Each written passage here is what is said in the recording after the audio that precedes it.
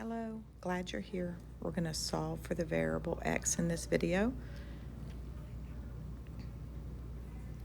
Our problem is 5 times 2x minus 10 divided by 2 plus 14 equals 19.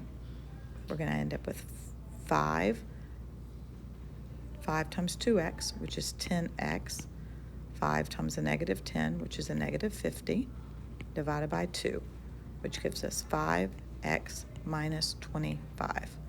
Then we're going to add the 14 to it. We can combine the negative 25 and 14 because they're like terms. And we get a negative 11, and we have 5x minus 11 equals 19. And we add 11 to both sides. It cancels out here.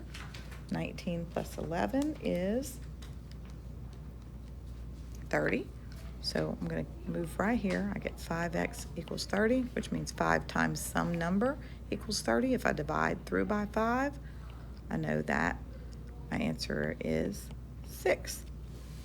Thanks for watching. Like and subscribe.